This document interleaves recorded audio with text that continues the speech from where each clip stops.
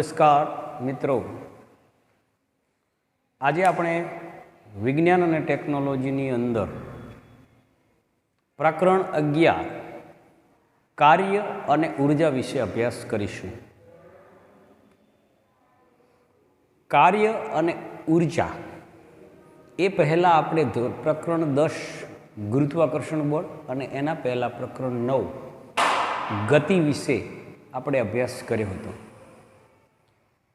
આ પ્રકરણની અંદર આવતી રાશિઓ કે જેનો આપણે કાર્યમાં ઉપયોગ કરવાના છીએ તે બે રાશિ વિશે આપણે થોડું પુનરાવર્તન કરીશું. તો પહેલી રાશિ આપણે બળ વિશે આપણે શીખી ગયા છીએ કે જે બાહ્ય અસર વડે પદાર્થની સ્થિર કે ગતિમાન અવસ્થામાં ફેરફાર થાય તે બાહ્ય અસરને બળ કહે છે. તો એનો સંકેત આપણે જાણીએ છીએ એફ. બળ એટલે કે ફોર્સ, એના ઉપરથી એનો સંકેત એફ, કેપિટલ એફ. જો કે વિજ્ઞાનની અંદર એવું હોતું નથી કે ફોર્સ એટલે એફ એનો સંકેત આવે, પણ ઘણી બધી રાશિઓની અંદર એના ઇંગ્લિશ શબ્દ ઉપરથી એનો સંકેત પાડેલો હોય છે. એનો એસઆઈ એકમ, બળનો એસઆઈ એકમ તમે જાણો છો વિદ્યાર્થી મિત્રો કે ન્યૂટન, એનો સંકેત છે કેપિટલ એન. એક આ રાશિ ભણી ગયા. બીજી રાશિ સ્થાનાંતર. સ્થાનાંતર વિશે પણ આપણે અભ્યાસ કરી ગયા છીએ. તો સ્થાનાંતરનો સંકેત છે એસ અને એનો એસઆઈ એકમ અંતર એટલે કે મીટર. અંતર શેમાં મપાય? મીટરમાં. એટલે એનો એસઆઈ એકમ એમ છે.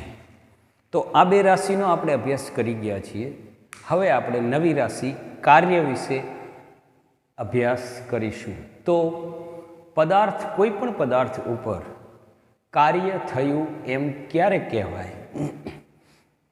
આપણે જાણીએ છીએ વ્યવહારની અંદર બોલવું, ચાલવું, લખવું, દોડવું, કોઈ પણ પ્રકારનું કામ કરવું એને આપણે કાર્ય કહીએ છીએ. તો કાર્ય કરવું હોય તો આપણે શાની જરૂર પડે? કાર્ય આપણે કરવું હોય તો શાની જરૂર પડે? તો કે કાર્ય કરવું હોય તો બળની જરૂર પડે. જેમ કે આપણે એમ વિચારીએ કે કોઈ એક ટેબલ ઉપર એક પદાર્થ પડેલો છે, તેના ઉપર આપણે કાર્ય કરવું છે, તો એમને તો કશું થવાનું નથી, એના ઉપર કોઈ બળ લગાડવું પડશે. આપણે બળ લગાડીશું એટલે એ પદાર્થનું અહીંથી અહીં સુધી સ્થાનાંતર થયું, એટલે કે એનું સ્થાન બદલાણું. તો મુખ્યત્વે કાર્ય કરવા માટે બળની જરૂર છે અને તેની સાથે એનું કોઈ સ્થાનાંતર થવું જોઈએ, તો જ કાર્ય થયું કહેવાય. આપણે એમ વિચારીએ કે બળ ન લગાડીએ, તો બળ ન લગાડીએ તો કોઈ વસ્તુનું સ્થાનાંતર થવાનું નથી, તો કોઈ કાર્ય નહીં થાય, સ્થાનફેર નહીં થાય. જો આપણે એક દિવાલ છે એના ઉપર આપણે બળ લગાડીએ તો દિવાલને ઉપર આખો દિવસ બળ લગાડીશું પણ એનું સ્થાનાંતર થવાનું નથી, એનું સ્થાનફેર થવાનું નથી. માટે આપણે સાંજે પૂછીએ કે આ તમે કેટલું કામ કર્યું? તો કે શૂન્ય, કશું જ કર્યું નથી, દિવાલ એમને એમ છે. તો સવારથી આપણે બળ લગાડીએ તોય પણ કાર્ય શું થયું? તો કે શૂન્ય. એનો મતલબ કે કાર્ય નામની રાશિ છે એ બે બાબતો પર આધાર રાખે.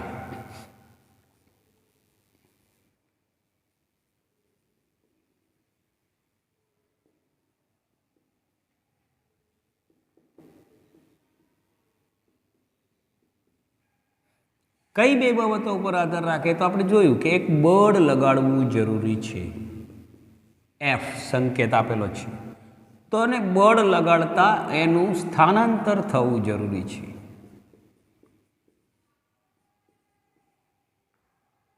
બે વસ્તુ થાય ત્યારે કાર્ય થાય. ઘણીવાર એવું બને કે કાર્ય ગમે તેટલી મહેનત કરવા છતાં કાર્ય તો શૂન્ય જ મળે. મેં ઉદાહરણ આપ્યું, દિવાલને ધક્કો મારો. તો હવે આપણે નવી રાશિ વિજ્ઞાનમાં જે આવી છે એના ઉપર એક પ્રશ્ન બને કે પૂછાઈ શકે, કાર્ય એટલે શું? તેનું સૂત્ર અને એકમ જણાવો. તો કાર્ય નામની જે રાશિ છે એનું સૂત્ર અને એકમ અને એની વ્યાખ્યા જો જાણવી હોય તો પહેલાં સૌ પ્રથમ કોઈ એક ટેબલ ઉપર પદાર્થ એમ દળનો પદાર્થ પડેલ છે,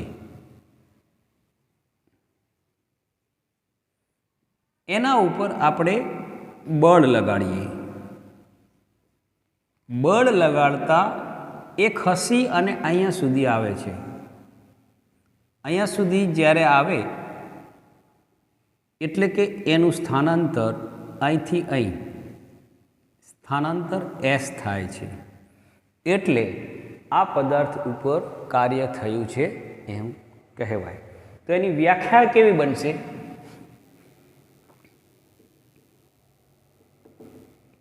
કે પદાર્થ પર બળ લગાડતા તેનું સ્થાનાંતર થાય ત્યારે તે પદાર્થ પર કાર્ય થયું કહેવાય.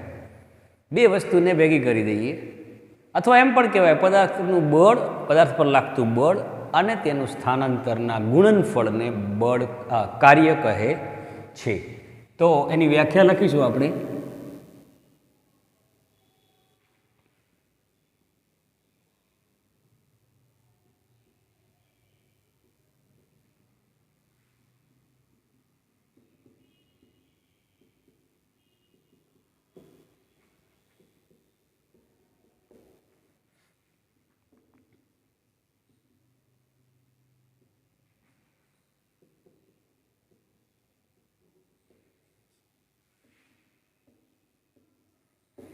વ્યાખ્યા થઈ ગઈ.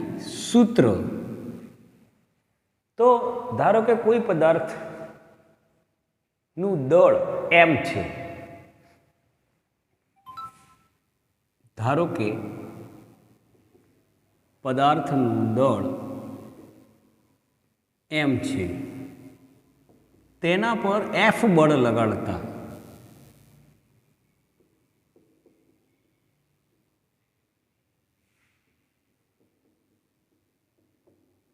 તેનું એસ જેટલું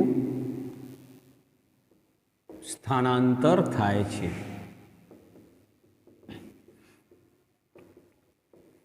આપણે આ જે ટેબલ ઉપર પદાર્થ મૂક્યો છે અને એને બળ લગાડ્યું, એનું સ્થાનાંતર થયું, એને શબ્દોમાં લખ્યું છે.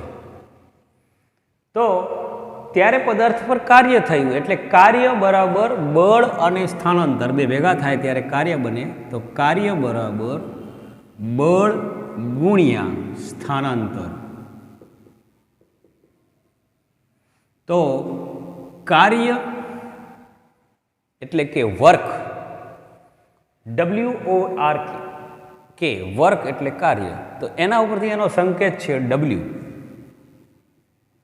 W બરાબર બળ F ઇન્ટુ ગુણાકાર કરો અથવા ટપકું કરો ઇન્ટુ S. તો આ થઈ ગયું સૂત્ર કાર્યનું. મિત્રો, કાર્યની એટલે શું, એટલે એની વ્યાખ્યા, એનું સૂત્ર. હવે એના એકમ ઉપર જઈએ તો કાર્યનો જો એકમ ઉપર આપણે જઈએ તો કાર્યનો એકમ એના સૂત્ર ઉપરથી જ એનો એકમ નક્કી થાય. એકમ W નો એકમ, તો એનું સૂત્ર છે, એની અંદર બળ F અને S આવે છે.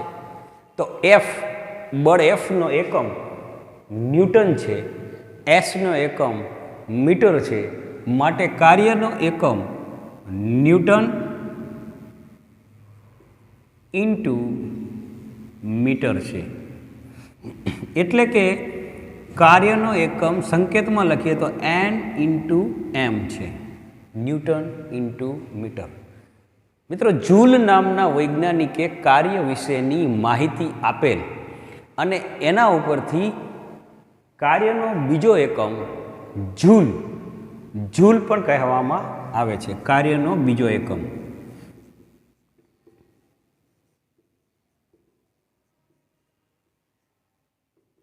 1 જૂલ.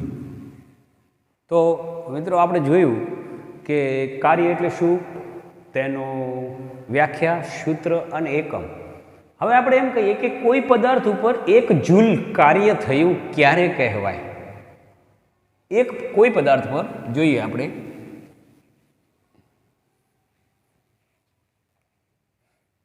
પ્રશ્ન એવો છે, કોઈ પદાર્થ પર 1 જૂલ કાર્ય થયું ક્યારે કહેવાય. તો મિત્રો, આપણે જોઈએ છીએ કે કાર્યનો એકમ શું, તો કે 1 ન્યૂટન ઇન્ટુ મીટર. એનો બીજો એકમ શું, તો કે 1 જૂલ, તો બરાબર 1 જૂલ. તો 1 જૂલ કાર્ય ક્યારે થાય, જ્યારે 1 ન્યૂટન અને 1 મીટર બંને એક વસ્તુ હોય. એટલે કે કોઈ પદાર્થ ઉપર ધારો કે બળ F 1 ન્યૂટન લગાડવામાં આવે અને એનું સ્થાનાંતર 1 મીટર જેટલું થાય, ત્યારે એકાએક એટલે 1 જ જૂલ રહે. તો આપણે એવું લખી શકીએ આનો જવાબ કે પદાર્થ પર 1 ન્યૂટન બળ લગાડતા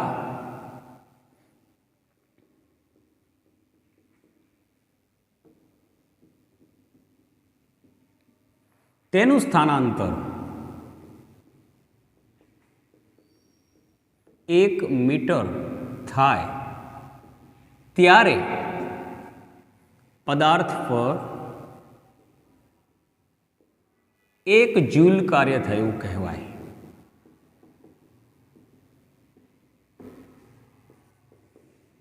તો મિત્રો, આ એક પ્રશ્ન હતો, એનો આ જવાબ હતો. હવે આ કાર્યની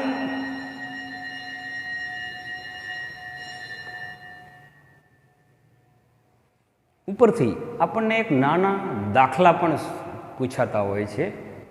સિમ્પલ સીધા સેટ હોય છે. કોઈ એક પદાર્થ પર 5 ન્યૂટન બળ લગાડીએ અને તેનું સ્થાનાંતર 3 મીટર થાય, તો તેના પર થયેલું કાર્ય કેટલું થશે. કોઈ પણ એક દાખલો આવશે, આપણને પૂછાઈ શકે કે પદાર્થ પર 5 ન્યૂટન બળ લગાડતા તેનું સ્થાનાંતર 3 મીટર થાય, તો થયેલ કાર્ય શોધો. તો આપણે કાર્યનું સૂત્ર મિત્રો અહીંયા લખેલું જ છે, W બરાબર F ઇન્ટુ S. તો સૂત્ર જ સીધું લગાડવાનું છે. W બરાબર, આપણે સૂત્ર યાદ હોવું જોઈએ, F ઇન્ટુ S. F એટલે શું, તો કે બળ. તો આ બળ કેટલું લાગે, તો કે 5 ન્યૂટન. તો F બરાબર 5 ન્યૂટન. તો પદાર્થનું સ્થાનાંતર એટલે કે S કેટલું થાય, તો કે 3 મીટર. તો S બરાબર 3 મીટર. તો આપણે એ મૂકી દઈએ 5 ગુણ્યા 3. તો આનો એકમ છે ન્યૂટન, સ્થાનાંતરનો એકમ મીટર, એટલે ન્યૂટન ઇન્ટુ મીટર. તો 5 તેરી 15 newton into meter. Newton into meter બરાબર જૂલ પણ કહી શકાય. માટે કાર્ય W બરાબર 15 જૂલ. આ રીતે આપણને સિમ્પલ દાખલાઓ પરીક્ષાની અંદર પૂછાતા હોય છે. મિત્રો, બીજો એક દાખલો લઈએ કે જેમાં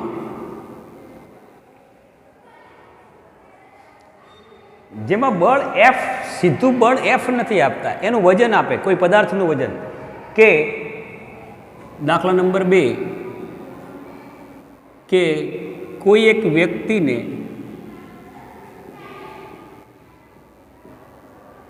15 કિલોગ્રામ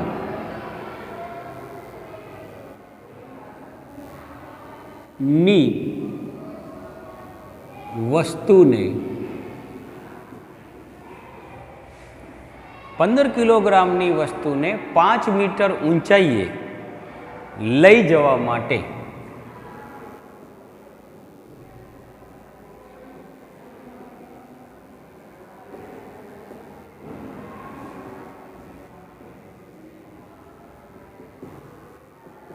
આવે તો થયેલ કાર્ય શોધો. મિત્રો, આની અંદર બળ F ન્યૂટન આપેલું નથી, વજન આપેલું છે, પદાર્થનું દળ. તો પછી આવું જે હોય એમાં આપણે બળ શોધવું પડે. આપણે જાણીએ છીએ મિત્રો કે ગુરુત્વ પ્રવેગ જીનું મૂલ્ય 9.8 મીટર પ્રતિ સેકન્ડનો વર્ગ છે, પણ ગણતરી ખાતર આપણે 10 મીટર પ્રતિ સેકન્ડ વર્ગ લઈએ. 10 મીટર પ્રતિ સેકન્ડ વર્ગ લેવું. તો જુઓ મિત્રો, સૂત્ર કાર્ય શોધવું હોય તો સૂત્ર એનું છે W બરાબર F ઇન્ટુ S. પણ ન્યૂટનનો ગતિના બીજા નિયમ મુજબ એફનું સૂત્ર આપણે જાણીએ છીએ. ન્યૂટનના ગતિના બીજા નિયમ મુજબ F બરાબર m into G. m into A છે, પણ અહીંયા ગુરુત્વાકર્ષણ બળ લાગે છે, માટે F બરાબર mg લઈશું. તો m into G into S. તો પદાર્થનું m શું છે? તો કે પદાર્થનું દળ. તો હવે આની અંદર કિંમત મૂકી દઈએ. m બરાબર 15 kg પદાર્થનું દળ, g એટલે ગુરુત્વ પ્રવેગ, તો ગુરુત્વ પ્રવેગ આપણને આપેલો છે 10 મીટર પ્રતિ સેકન્ડનો વર્ગ, અને s એટલે સ્થાનાંતર, તો કે 5 મીટર ઊંચાઈએ s બરાબર 5 મીટર.